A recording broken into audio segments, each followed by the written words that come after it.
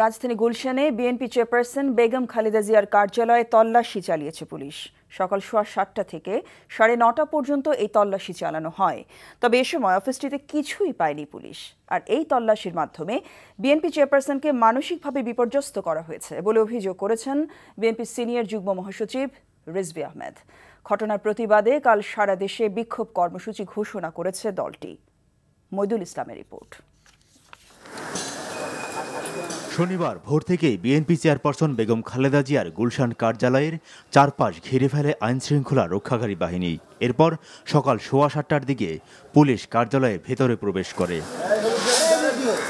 তল্লাশি শুরুতে সেখানে বিএনপির কোনো নেতা না থাকলেও সকাল 8:30টার দিকে আসেন রিজভী আহমেদ। প্রায় 2.25 ঘন্টা অভিযান চালিয়ে সকাল 9:30টার দিকে বেগম খালেদা জিয়ার কার্যালয় থেকে বের হন পুলিশের গুলশান জোনের ডিসি মোস্তাক আহমেদ এবং গোয়েন্দা পুলিশের ঢাকা মহানগর উত্তরের ডিসি শেখ নাজবুল আলম সহ অন্যান্য কর্মকর্তারা। তবে তল্লাশির বিষয়ে আনুষ্ঠানিকভাবে পুলিশ গণমাধ্যমকে কিছুই জানায়নি।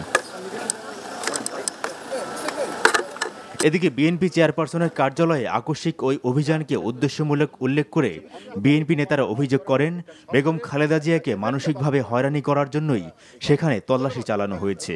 এটা হচ্ছে জঘন্য মনোবৃত্তি সরকারের, বিএনপির চেয়ারপারসনকে অসম্মানিত করার, তার কার্যালয়কে অসম্মানিত করার এটি চক্রান্তের একটি অংশ। আমি বাংলাদেশ জাতীয়তাবাদী দল বিএনপির পক্ষ থেকে এর তীব্র নিন্দা, প্রতিবাদ এবং ধিক্কার জানাচ্ছি। কিচ্ছু করেনি, আমাদের কাছে লিখিত দিয়ে গেছে শূন্য প্রাপ্তি। আমি এর আগেও বলেছি, আর একটু বলেছি। সুতরাং তারা জানেই যে কিচ্ছু নাই। এখানে আপনারা দেখেছেন যে কোলাপসুল গেটে একটা তালা ছিল, সেই তালা তারা প্রথমে ভেঙে তারা ভিতরে ঢুকে বিভিন্ন কক্ষ ভেঙে তারা ঢুকেছে এবং ঢুকে তারা আলটিমেটলি কিছুই পায়নি।